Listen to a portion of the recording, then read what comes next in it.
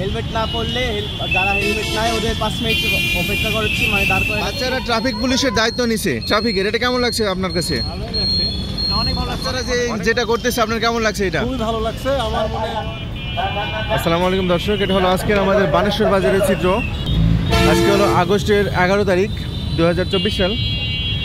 দেখুন আমাদের বানেশ্বর বাজারে এখানে ট্রাফিক পুলিশ থাকতো, বাট এখন কন্ট্রোল করতেছে এটা স্টুডেন্ট, আমাদের এলাকার স্টুডেন্ট। এই যে বাচ্চারা এখানে কাজ করতেছে, তো ওনাদের সঙ্গে একটু কথা বলবো তাদের বর্তমান অবস্থাটা, যে এখানে সবাই তাদের কথা শুনতেছে কিনা, এবং কোনো ফাইন জরিমানা বা কেউ কোনো ভুল করলে তারা কীভাবে এটা হ্যান্ডেল করতেছে। যেমন এই জায়গাটাতে ভ্যান থাকতো, আপনারা যে জায়গাটা ফাঁকা দেখছেন এখানে ভ্যান থাকতো, এই জায়গাটা তারা বললো যে ভাই আপনারা চলে যান ওদিকে, কারণ এটা টার্নিং পয়েন্ট। আসলেও তাই, এতদিন কিন্তু এই জায়গাটা এখানে ভ্যান থাকতো, কিন্তু এখন এই জায়গাটা ফাঁকা হয়ে গেল। এটা একটা অবশ্যই নিঃসন্দেহে ভালো উদ্যোগ। ওদিকে দেখুন স্টুডেন্টরা, আপনারা জানেন বাংলাদেশের বর্তমান অবস্থা, ট্রাফিকটা নেই তাদের রাস্তাতে, যার ফলে স্টুডেন্টরা এই হাল ধরছে। এটা নিঃসন্দেহে একটা ভালো উদ্যোগ। তবে আপনাদের জন্য কিছু কথা আমি বলতেই চাই, সেটা হলো যে সরকার কখনো তার নিজস্ব আইন দিয়ে আপনাকে মাথায় হেলমেট পরাতে পারবে না যতক্ষণ না পর্যন্ত আপনি নিজে থেকে পরবেন, কারণ হেলমেটটা হলো আপনার নিজের ভালোর জন্য, নিজের সেফটির জন্য। সো ওরা চাচ্ছে দেশটাকে ভালো করার জন্য, আপনার আমারও কিছু দায়িত্ব আছে। আমি যদি নিজে থেকে সচেতন না হই তাহলে এই জিনিসটা কখনোই পরিবর্তন সম্ভব না। আমি যদি বাসা থেকে বের হওয়ার সময় যাদের বাইক আছে অবশ্যই বাইকটা নেবেন, হেলমেটটা নেবেন, ড্রাইভিং লাইসেন্সটা নেবেন, গাড়ির কাগজ নেবেন, এটা নিজের থেকে নিতে হবে। যাদের প্রাইভেট কার আছে তারা সিট বেল্ট বাঁধেন, আরও যেসব আইন আছে সেগুলো মেনে চলুন, তাহলে দেখবেন ওরাও একটু হেল্প পাবে, আপনারাও হেল্প পাবেন।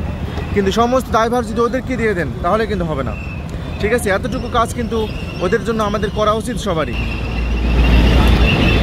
চলেন ওর সাথে একটু কথা বলি, ওদের মনোভাবটা জানার চেষ্টা করি। তোমরা যে ভালো কাজটা করতেছো এটার জন্য কেউ কিছু বলছে তোমাদের? নিজে থেকে করতেছো? আরো বেশি উৎসাহ দিচ্ছে। কি বাধার সম্মুখীন হচ্ছে এটা করতে এসে? বাধার সম্মুখীন হচ্ছি না, কিন্তু অনেকজন অনেকভাবে পোস্ট করছে, মানুষজন কথা শুনতেছে, কিন্তু যারা শুনছে না ওদের বোঝাচ্ছি আমরা ভালোভাবে। মনে করে কেউ হেলমেট পরে আসতেছে না, ওদেরকে কি করতেছে তোমরা? হেলমেট না পরলে যারা হেলমেট নাই ওদের 5 মিনিট অপেক্ষা করছি, মানে দাঁড় করে রাখছি, ট্রাফিক আইন ওরে কি করতে বলছি। আর যারা আছে মানে হেলমেট নিয়ে আসছে কিন্তু পরে না, ওদের পরে দিচ্ছি। আচ্ছা আচ্ছা, নিঃসন্দেহে ভালো কাজ করে যাও, তোমাদের জন্য শুভকামনা। তোমাদের সাথে আমরা অবশ্যই আছি। আর খাবার দাবারের কোনো অসুবিধা হচ্ছে তোমাদের? খাবার দেওয়ার অনেকজন খাবার দেওয়ার স্পন্সর করছে, অনেকজন দিয়ে যাচ্ছে, অনেকজন আবার সাহায্য করছে, জুস মুস, তারপর হলো পানি। আচ্ছা আচ্ছা, থ্যাংক ইউ।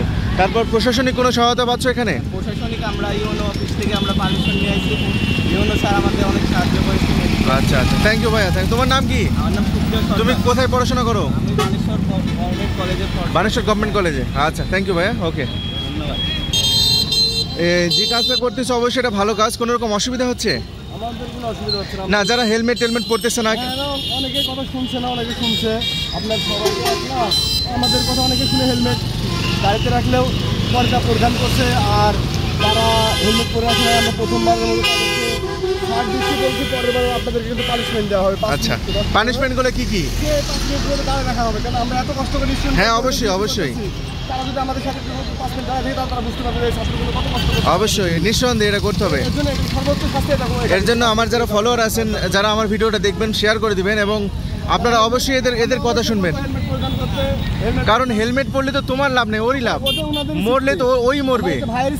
হ্যাঁ, এই যে দেখুন 3 জন যাচ্ছে, মাথায় কোনো হেলমেট নাই, এদের মাথায় কোনো হেলমেট নাই, তো ওরা মরলে তো এদের কোনো যায় আসে না, মরলে তো ওদের ফ্যামিলি, ওদের বউ বাচ্চা যার মতো হবে আর কি।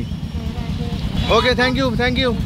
কিছু আমাদের আপুরাও আছে যারা এই কাজ করতেছে, ওরা কি কাজ করতেছে ওদের সঙ্গে একটু কথা বলা দরকার। আসসালামু আলাইকুম স্যার, আপনি কোথাকার টিচার স্যার? আমি শহীদ নাদারি বালিকা বিদ্যালয়ের প্রাক্তন শিক্ষক, ইংরেজি শিক্ষক। তো এই হঠাৎ এই উদ্যোগ নিলেন আপনি? এগুলো দেখে আমি খুবই উৎসাহিত হয়ে গেছি। আমার এখানে ছোট ছোট ছাত্রছাত্রীরা কাজ করছে, এটা দেখে আমি অনেক অনুপ্রাণিত, এবং তাদের কাছে আমি অনেক কৃতজ্ঞ। আমি ওদের কাজ করা দেখে থাকতে না পেরে আমি তাদের সঙ্গে কাজ করছি, এবং আমার খুবই ভালো লাগছে যে আমার ছাত্র ভাই বোনেরা কাজ করছে।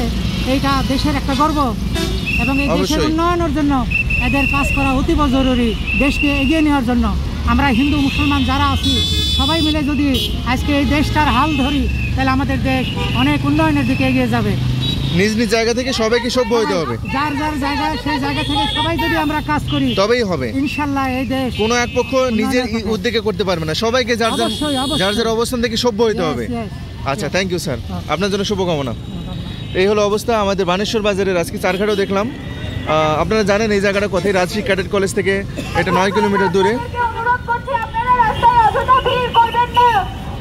তো এদের জন্য শুভকামনা। যার যার এলাকাতে হচ্ছে এটা প্রকাশ করে দিন, অবশ্যই এটা প্রকাশের প্রয়োজন আছে। এই যে দেখুন, এরা পরিষ্কার পরিচ্ছন্নতারও কাজ করতেছে, রাস্তাঘাট পরিষ্কার পরিচ্ছন্নতার দায়িত্ব এরা আছে। সো এটা আমাদের প্রকাশ করতে হবে। নিজ নিজ এলাকার যারা ইউটিউবার আছেন, আমাদের মিডিয়া এখন আমাদেরকে নিজের হাতে তুলে নিতে হবে। সো এই কাজে সবাই এগিয়ে আসুন। ওকে, থ্যাংক ইউ সবাইকে, আল্লাহ হাফেজ, বাই। এখানকার নাগরিক হিসাবে ছাত্ররা যে কাজটা করতেছে এটা কিভাবে দেখছেন? আমি ভালো চোখে দেখছি এটা। ভালো চোখে দেখছেন। ভালো চোখে আপনি বললেন যে আপনি উদ্যোগ নিয়েছেন এখানে সব ফুল গাছ লাগাবেন। এখানে চারদিকে যত ফুল গাছ লাগে হ্যাঁ, সব আমি দেবো। থ্যাংক ইউ, আপনাকে অনেক ধন্যবাদ। আপনি কি করেন? আমি ইলেকট্রিশিয়ান করি আর বাড়ির নার্সারি আছে আমার। আচ্ছা আচ্ছা, থ্যাংক ইউ। নার্সারির নাম হচ্ছে আমদান নার্সারি। আচ্ছা, আপনাকে অনেক ধন্যবাদ। এদের পাশে থাকা এখন সবার জরুরি, কারণ নিজ নিজ জায়গা থেকে সবাই এগিয়ে না আসলে হবে না, এটা অসম্ভব। আর সবাই যদি নিজে সহযোগিতা না করে, আবার চলাফেরার মধ্যে শব্দ দিন নিজের মতো করে না করে, তাহলে তো হবে না। না, এটা সম্ভব না। ওকে, থ্যাংক ইউ। এই যে বাচ্চারা ট্রাফিক পুলিশের দায়িত্ব নিছে ট্রাফিকের, এটা কেমন লাগছে আপনার কাছে? অনেক ভালো লাগছে না? সবার তো অ্যাপ্রিসিয়েট করা উচিত। আচ্ছা, থ্যাংক ইউ ভাই, ঠিক আছে, ওকে। আমার এলাকার এক বড় ভাইকে পাইছি, জিল্লু ভাই, কোথা থেকে আসছেন? এই বানেশ্বর আপনার মাথায় হেলমেট কই? আমি আসলে বানেশ্বরে যে ব্রিজ থেকে আসছিলাম মনে নাই। না, এই বাচ্চারা যে যেটা করতেছে আপনার কেমন লাগছে এটা? খুবই ভালো লাগছে আমার মনে। আমার অবশ্যই, কারণ আপনার ভাইও একজন পুলিশ অফিসার। সো আচ্ছা, থ্যাংক ইউ ভাই, ওকে। এই যে বাচ্চারা যে কাজটা করতেছে, ট্রাফিক পুলিশের দায়িত্ব পালন করছে, এটা আপনার কাছে কেমন লাগছে? ভালো। ভালো না? কারণ সবাইকে তো এগিয়ে আসতে হবে, আপনাদেরকেও নিয়ম শৃঙ্খলা মানতে হবে। যেমন বানেশ্বরের এইখানে এই ফ্যান দাঁড়ায় থাকে, এটা তো উচিত না। অবশ্যই, অবশ্যই। এটার বিরুদ্ধে প্রতিবাদ করতে হবে। আচ্ছা, থ্যাংক ইউ জান। বানেশ্বরের এই চত্বরের যেখানে যে ময়লা আবর্জনা রয়েছে সেগুলো কিন্তু এই স্টুডেন্টরা পরিষ্কার করে দিচ্ছে। ভাই একটু কথা বলি, এই যে পরিষ্কার পরিচ্ছন্নতা করতেছে এটা অবশ্যই নিঃসন্দেহে ভালো কাজ। এটা করার জন্য কেউ বলছে না, নিজ উদ্যোগে, নিজ উদ্যোগে, তাই না? আচ্ছা, থ্যাংক ইউ ভাই। কোনো রকম অসুবিধা হচ্ছে নাকি এগুলো করতে এসে? শুধু এখানেই করতেছো না আরও বিভিন্ন জায়গাতে করতেছো? বিভিন্ন জায়গাতে। তোমরা কোথায় পড়াশোনা করো? আমি রাজশাহী ইউনিভার্সিটি স্কুল অ্যান্ড কলেজে। রাজশাহী ইউনিভার্সিটি স্কুল অ্যান্ড কলেজে, আচ্ছা, থ্যাংক ইউ ভাই, ওকে। এই যে দেখুন, সবাই ভালো কাজে আসছেন। সো সমাজের প্রত্যেকটা জায়গা থেকে যখন সবাই এগিয়ে আসবে ভালো কাজে, একজনকে দেখে আরেকজন কিন্তু এগিয়ে আসবে। আর পাশের বাড়ির লোক যখন চোর হয়, তার বাড়ির পাশের লোকও কিন্তু চোর হওয়ারই উদ্যোগ নাই।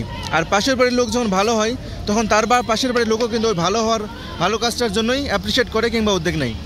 সো আমাদের সবারই এর জন্য শুভকামনা জানানো উচিত।